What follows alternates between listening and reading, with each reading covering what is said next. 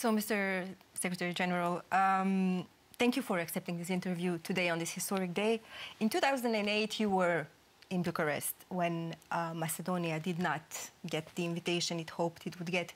You are today the Secretary General. You are the one heading NATO when the country finally starts its process, its membership process. How do you feel, first of all, about it? I feel that this is really an historic day, and this is a proud moment for, first of all, the future Republic of North Macedonia, but also for all NATO allies and all those who have contributed to this process, and not least Prime Minister Zoran Zaev and Prime Minister Alexis Tsipras, who have showed such strong leadership and courage making this possible. Then I also have a very personal relationship, because I was there in 2008 when we all thought that what we then called the former Yugoslav Republic of Macedonia was going to become a member, but then because of name issue that was not possible. But I also had my childhood in former Yugoslavia as a child, and I remember we visited Skopje in the 1960s, also after the earthquake.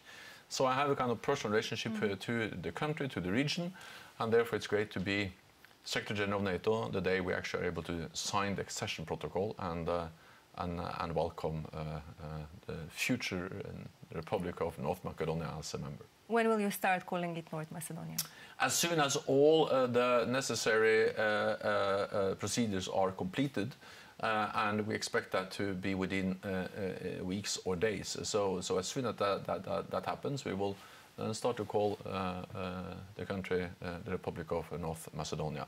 And of course, I look forward to that, partly because the name is important, but also because that symbolizes the fact that an issue, a disagreement between two neighbors, Greece and the future Republic of North Macedonia, is solved, which is extremely important for the relationship between the two countries, for the stability in the whole region, for the possibility to join NATO and possibly also the European Union, and therefore it reflects something much greater than just the name.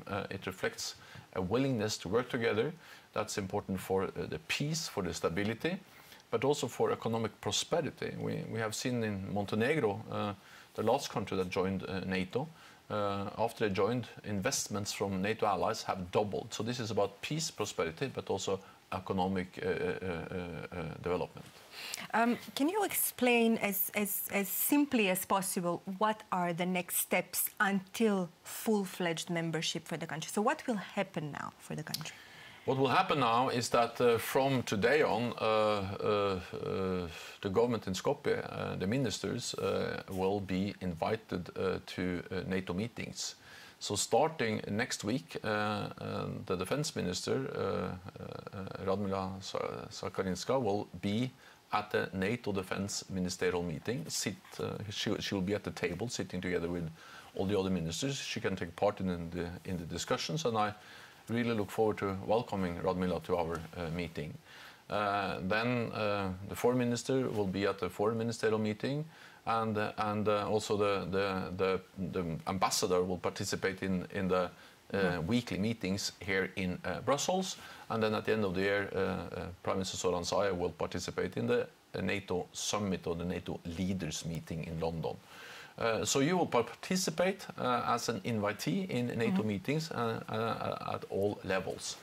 Then the next step is that after we have signed the protocol, which happened today by all allies, supported by, of course, all governments, this protocol has to be ratified in all the allied countries, in the 29 allied countries. As soon as that happens, the future Republic of North Macedonia will become a full member of the alliance. I cannot tell you exactly when, because that depends on the process in the different national assemblies, the different parliaments. But last time, when Montenegro joined, this process took 1 year. As an invitee, it does not have the right to vote. It does not have the right to take part to the decisions. Is that right? What does it mean to be an invitee? It means that you take part in the discussions, that you take part in shaping the decisions, that you are informed, that you can express your view, But of course, formally you cannot vote. But the reality is that we are very seldom voting in NATO. So what we always seek is, of course, consensus, and NATO is built on consensus. So of course there is a difference, but in reality you will be integrated into NATO decision-making processes, participating. You will get access to information, to the meetings. But of course you're not full member until the accession protocol is ratified in all member states. We have access to all formats of the alliance? Almost all meetings. There are a few exceptions. For instance, the nuclear planning group is one example of the kind of meetings where only full members can participate. But for instance, we have several times a week, we have what we call meetings of the North Atlantic Council with the ambassadors. You will be there. At all our ministerial meetings, we have regular ministerial meetings with defense ministers, with foreign ministers, you will be there. And when we have summits, the Prime Minister will be there. So you will participate in almost all meetings with a very few exceptions. And of course I have to ask as a last question, there are still reforms to be done. The reform process is not over. What are the outstanding issues for the country? The first, reform is a permanent effort by all allies, and of course also by all those who are joining the alliance. So reform, the need to reform didn't stop the day we signed the accession protocol or the day you fully accede into NATO. Reform has to continue all the time.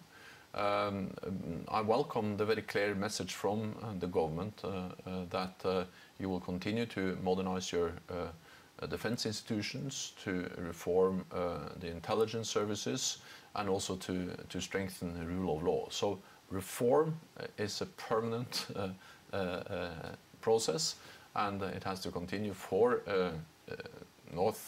future Republic of North Macedonia, but also, of course, for all NATO allies. Do you expect problems with Russia by the ratification? No, I don't expect real problems. So they have clearly stated that they don't like this, but at the same time, the future Republic of North Macedonia is a sovereign, independent country. And we should respect decisions by sovereign, independent countries through democratic processes. There are disagreements. It was actually disagreements in my own country when Norway joined NATO in 1949. Some parties were heavily against, some parties were heavily in favor. We had a democratic process in the parliament, and the majority decided to join, and we have been happy with that since then.